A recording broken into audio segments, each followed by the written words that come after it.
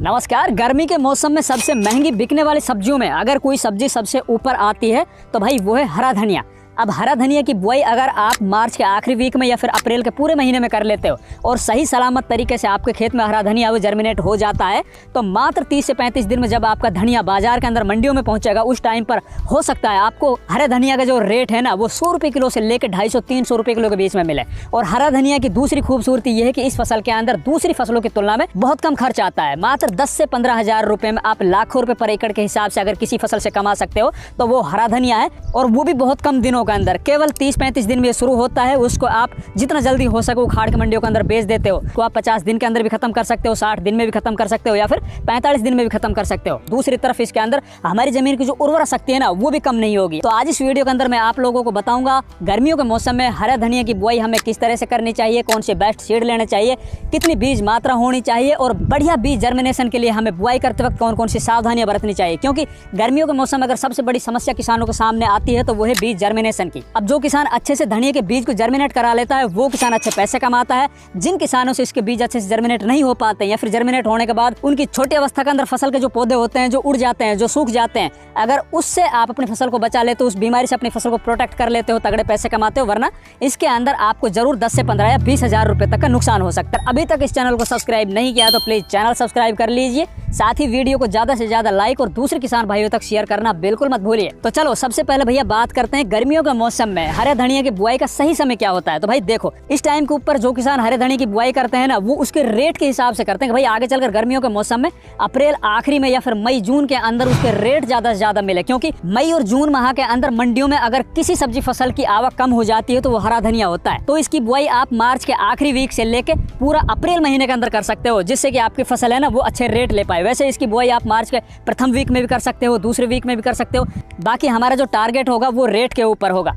फिर बात आती है भैया बुआई करने से पहले हमें खेत की किस तरह से तैयारी करनी होगी। देखो भैया, हरा धनिया जिस तरह से आपको छोटी फसल लगता है ना कि यार इसके अंदर तो कोई इतनी ज्यादा माथापच्ची नहीं होती, इसको तो कोई भी किसान बड़ी आसानी से ग्रो कर लेगा, तो ऐसी कुछ बात नहीं है। अप्रैल, मई, जून, जुलाई और अगस्त ये ऐसे महीने होते हैं जिनके अंदर हरा धनिया की बुआई करके उसको जर्मिनेट कराना सबसे बड़ा चैलेंज होता है।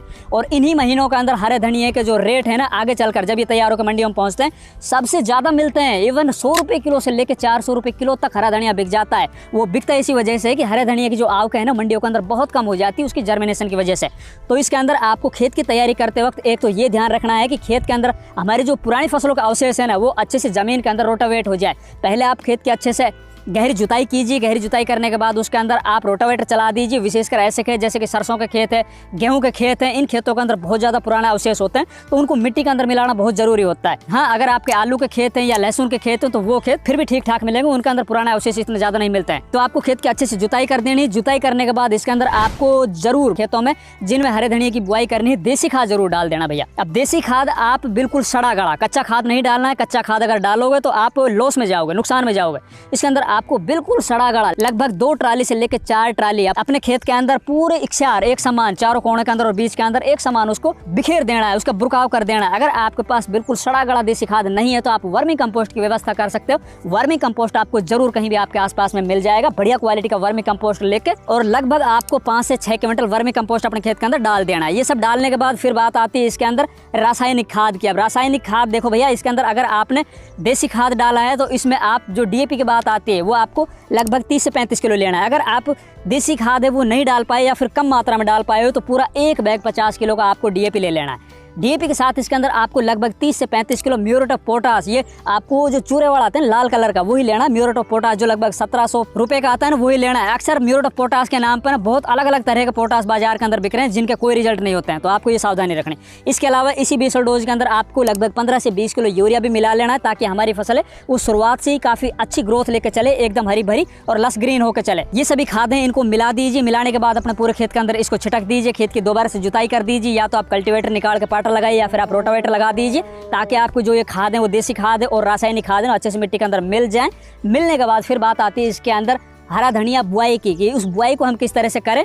तो बुआई से पहले बात कर लेते हैं भैया बीज की, कि हमें कितना बीज है वो पर एकड़ के हिसाब से रखना है। तो इसके अंदर देखो भैया बीज की ऐसी बात है, अगर आप मार्च के फर्स्ट वीक के अंदर, सेकंड वीक के अंदर हरा धनिया की बुआई करने जा रहे हो, मौसम है वो ठीक ठाक है, ज्यादा गर्म नहीं है, तो उस अवस्था के अंदर आपको 12 किलो से लेकर 15 किलो बीज की आवश्यकता पड़ेगी। जैसे जैसे आप आगे लेट होते चले जाओगे, मार्च का आखिरी वीक है या फिर अप्रैल का फर्स्ट वीक है, सेकंड वीक है, थर्ड वीक है या फिर आखिरी अप्रैल है, या फिर बहुत से किसान वो मई के अंदर भी हरे धनिया की बुआई करते हैं, तो बीज मात्रा है ना वो पर वीक के हिसाब से आपको 2 किलो बढ़ाते चलना है। अगर आप इसको अप्रैल माह के अंदर बो रहे हो, टेम्परेचर वो बहुत ज्यादा बढ़ चुका है, तो उस टाइम के ऊपर आपको कम से कम 25 किलो पर एकड़ के हिसाब से बीज मात्रा रखनी होगी, तभी आपका खेत है ना उसके अंदर आपको पूरी तरह से हरा धनिया है ना वो दिखाई देगा, या पूरी तरह से पूरा खेत आपका भर पाएगा। इसके अंदर अगर आपको बढ़ते टेम्परेचर के अंदर बीज मात्रा कम रखी है आपने, बहुत से किसान क्या करते हैं 10-12 किलो बीज डाल देते हैं और फिर बाद में वो बोलते हैं भाई बीज हमारा पूरी तरह से जर्मिनेट नहीं हो, खेत हमारा खाली पड़ा हुआ। बीज लेते वक्त आपको ये सावधानी रखनी है कि अगर आपके बीज है वो टुकड़ों में नहीं है तो आपको इनको टुकड़ों के अंदर तोड़ लेना है, 2 टुकड़े कर लेना है। लेकिन आजकल अधिकतर जितनी भी हाइब्रिड कंपनियां है ना वो टुकड़ों के अंदर बीज देती है। अब बात आती है भैया बीज की, कौन सा बीज हम इस टाइम के ऊपर लें, ये भी बहुत महत्वपूर्ण। तो इसके अंदर मैं 3-4 बीज बता रहा हूँ आपको, उनमें से कोई भी आप ले लेना,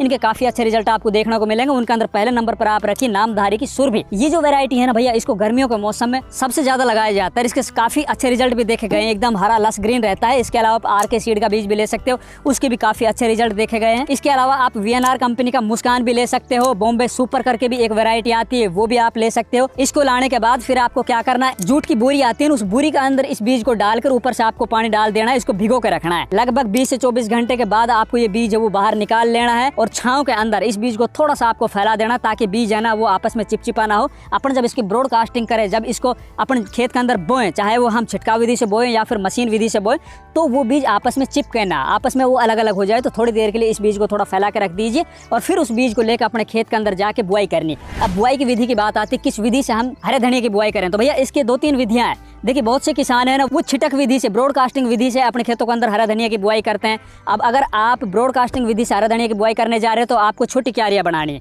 ज्यादा बड़ी क्यारियां मत बनाइए। जितनी छोटी क्यारियां बनाओगे उतनी अच्छा आप इससे उत्पादन ले पाओगे, उतनी अच्छा आप बीज की जो जर्मिनेशन है ना उसकी संख्या को बढ़ा पाओगे। दूसरी तरफ बहुत से किसान वो सीड ड्रिल मशीन से इसकी बुआई करते हैं, तो सीड ड्रिल मशीन से अगर आप बुआई करते हो तो इसके अंदर आप सीड ड्रिल मशीन के अंदर डाल के और फिर बुआई कर सकते हो। या फिर मैं आपको एक और फॉर्मूला बताता हूँ इसके बुआई करने का। आप ऐसा कीजिए, अपने खेत के अंदर बीज को छिटकाव कर दीजिए, पूरा छिटकाव करने के बाद और फिर इसके ऊपर आप जो गेहूं बोने वाली मशीन होती है, इस तरह की जो सीड ड्रिल मशीन होती है ना, वो बिल्कुल आधा इंच, बिल्कुल जमीन के ऊपर हल्का सा आधा इंच टेक के जमीन के ऊपर मतलब इसको रख के और फिर आप निकाल दीजिए, ताकि जो हमारा बीज है वो मिट्टी के अंदर थोड़ा मिल जाए, वो ज्यादा नीचे भी ना जाए ऊपर भी ज्यादा दिखाई ना दे, आधा इंच ही मिट्टी इसके ऊपर होनी चाहिए।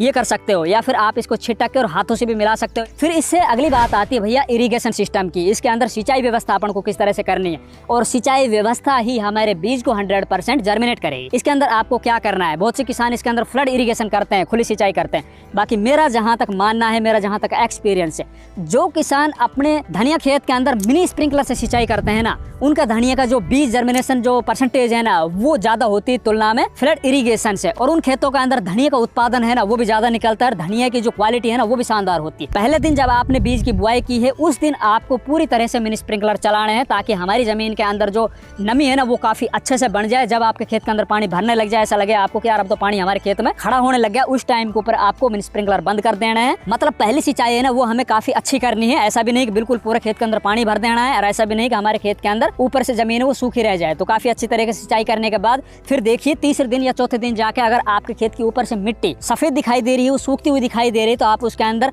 सुबह शाम करके आप 1-1 घंटा मिनी स्प्रिंकलर रोजाना चला सकते हो, या फिर एक दिन छोड़ के एक दिन भी चला सकते हो। जब तक आपके बीज जर्मिनेट ना हो जाए तब तक आपको अपने खेत के अंदर ठीक ठाक नमी बना के रखनी है। फिर आप देखोगे लगभग 7 दिन से लेकर 10 दिन के बीच में आपके जो धनिया का बीज वो जर्मिनेट हो जाएगा। अब जर्मिनेट होने के बाद ना बहुत से खेतों के अंदर क्या होता है, जो छोटे पौधे होते हैं ना जर्मिनेट होने के बाद वो उड़ जाते हैं, वो सूख जाते हैं, उसके अंदर फंगस लग जाती है, या फिर डायरेक्ट उस टाइम के ऊपर जो धूप पड़ रही होती है ना, धूप की वजह से पौधे सूख जाते हैं। तो उसके अंदर आपको क्या करना है, जैसे हमारे पौधे जर्मिनेट हो जाते हैं तो जर्मिनेट होकर लगभग चौथे दिन 5वें दिन इसके अंदर आपको एक स्प्रे करनी है। स्प्रे में आपको लेना है एल्युमिनियम फॉस्टाइल, जो बायर कंपनी की एलियट आती है ना उसका आप स्प्रे कर दीजिए। एक स्प्रे कीजिए आज जैसे किया हमने, फिर अगला स्प्रे हम कर देंगे 5 से 6 दिन 7 दिन के बाद। हमारी फसल जब तक 10-15 दिन की ना हो जाए तब तक हमें अगर 2 स्प्रे भी इसके अंदर ले लेते हैं तो हमारे जो धनिया का जो पौधा है ना फिर उसके बाद वो खत्म नहीं होगा, वो अपने आप को सर्वाइव कर जाएगा, वो उसके अंदर नई पत्तियां वो स्टार्ट हो जाएगी। फिर इसके अंदर हमने 12 से 15 दिन के बीच में एक और स्प्रे करनी है NPK 19-19-19 की।